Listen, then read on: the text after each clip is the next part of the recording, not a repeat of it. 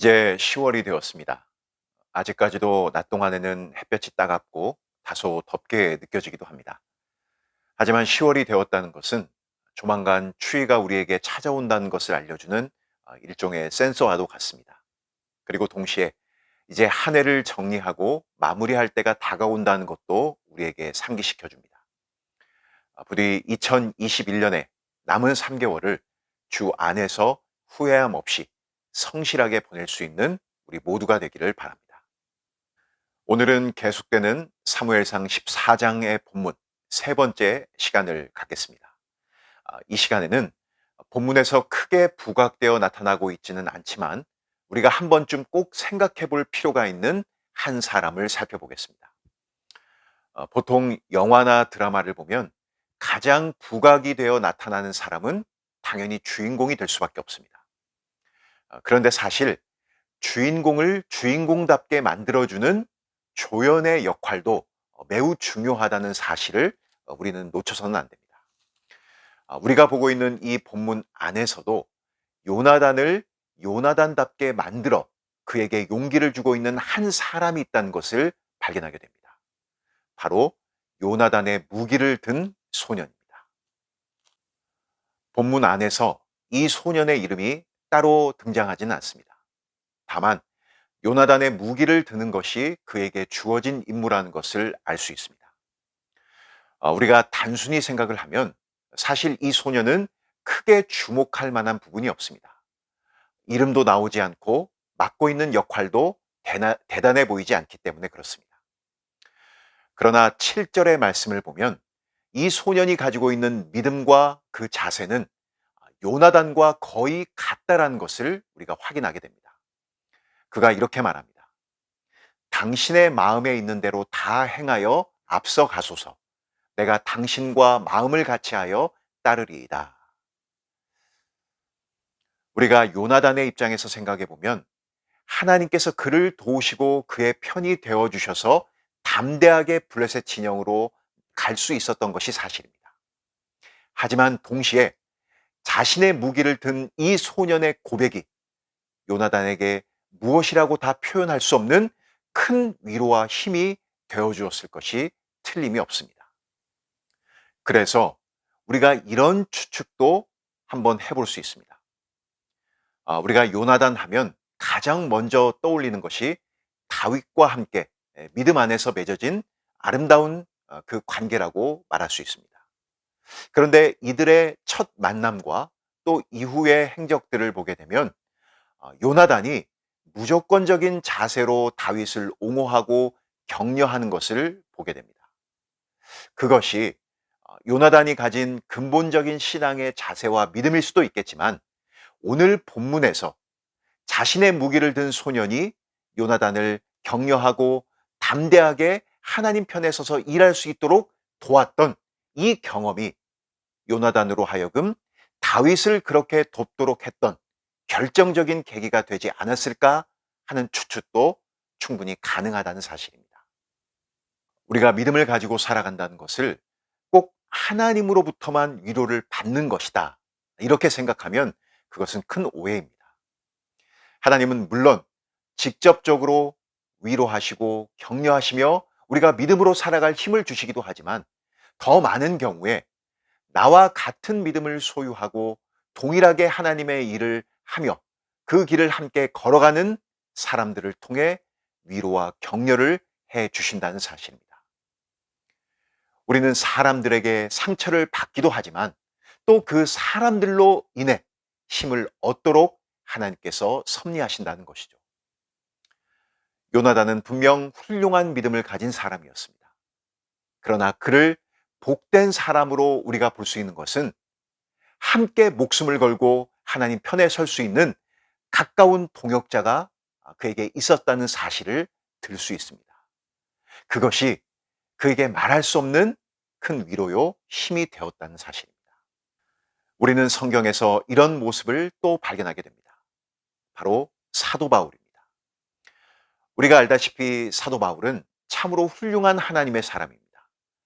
기독교 전 역사를 통틀어 다시 바울과 같은 인물이 나올까 싶을 정도로 그는 위대한 하나님의 사람이었고 수많은 일들을 감당했던 주의 종이기도 했습니다. 그러나 바울은 홀로 그 모든 일들을 다 감당한 것이 아니라 여러 사람의 도움과 격려 속에서 그 일을 했다라고 고백하는 것을 보게 됩니다. 그 중에서도 가장 인상적인 장면은 로마서 16장에서 브리스길라와 아굴라에 대한 바울의 기록이라고 말할 수 있습니다. 로마서 16장 3절과 4절의 말씀을 제가 보겠습니다. 너희는 그리스도 예수 안에서 나의 동역자들인 브리스가와 아굴라에게 문안하라. 그들은 내 목숨을 위하여 자기들의 목까지도 내놓았나니 나뿐 아니라 이방인의 모든 교회도 그들에게 감사하느니라. 바울을 위해서라면 자기의 목숨도 아끼지 않고 내어주었던 동역자들이 있었다라고 그는 고백합니다. 그런 차원에서 본다면 바울은 홀로 모든 일들을 감당해서 행복한 사람이 아니라 자신과 함께하는 믿음의 동역자들이 있었기에 참으로 행복한 사람이라고 말할 수 있는 것입니다. 하나님은 우리 각자에게 전부 다른 역할을 맡기셨습니다. 신앙으로 살아간다는 것은 하나님께서 맡기신 어떤 역할이든지 그것을 충성되이 감당하는 것입니다. 그것이 드러나는 일로 쓰임을 받을 수도 있고 혹은 보이지 않는 사람을 돕는 역할을 통해 하나님의 일을 이루어 가도록 하시기도 합니다. 사람들은 보여지는 것들로 평가하는 것을 좋아하지만 그것은 사람의 평가에 불과하지 하나님은 동일한 잣대로 모두를 바라보시고 평가하실 것입니다. 오늘 우리는 요나단의 무기를 든 소년을 봅니다. 비록 이름도 나오지 않지만 그는 하나님께서 맡기신 일을 충성되이 감당한 하나님의 사람입니다. 그런 역할이 나에게 주어졌을 때에 우리는 동일한 마음을 품고 믿음으로 행할 수 있는 그러한 자세가 필요합니다. 또한 그렇게 내가 누군가를 돕고 또 나를 돕는 누군가의 위로와 격려를 맛보며 우리에게 주어진 이 신앙의 여정을 행복하게 걸어갈 수 있는 그런 사람이 될 수 있기를 바랍니다. 오늘 우리에게 주신 이 말씀을 통해서 위로와 격려를 얻고 또 나와 함께 할 수 있는 믿음의 동역자가 있기를 하나님께 기도하며 또 내가 그런 사람이 되어줄 수 있는 우리 영교회 중고등부 모두가 될 수 있기를 간절히 소망합니다. 기도하겠습니다. 하나님 우리 아버지, 오늘 10월 들어 처음 맞는 주일, 또 우리에게 사무엘상의 말씀을 통해서 귀한 하나님의 그 말씀을 주시니 참으로 감사합니다.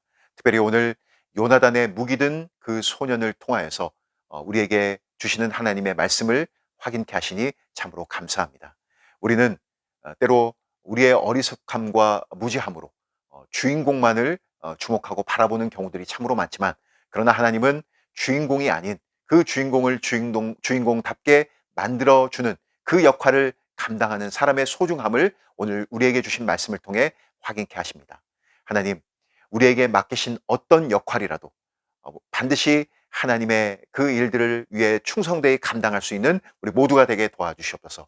보이지 않고 작고 드러나지 않는 역할이라 할지라도 소중하게 그 일들을 감당하며 하나님의 일들을 우리가 맡아 우리에게 맡기신 그 하나님의 일들을 충성되이 감당할 수 있는 그런 은혜를 베풀어 주시옵소서. 또한 우리는 우리 혼자 모든 일들을 감당하는 것이 아닌 믿음의 동역자들을 통해 함께 하나님의 일들을 이루어간다는 이 사실을 우리가 붙잡고 내가 누군가에게 큰 힘이 되어줄 수 있는 사람이 되게 하시고 또 누군가와 나에게 위로와 힘을 주는 그 신앙의 맛봄을 우리가 누릴 수 있도록 우리 영교회 중고등부 모두가 그러한 하나님의 사람으로 세워져 갈 수 있는 귀한 은혜를 더하여 주시옵소서. 하나님 이제 10월을 시작합니다.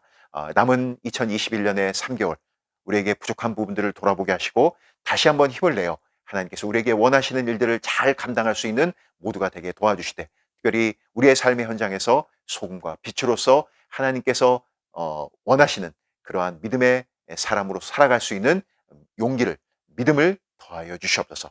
감사드리며 예수님의 이름으로 기도드립니다. 아멘.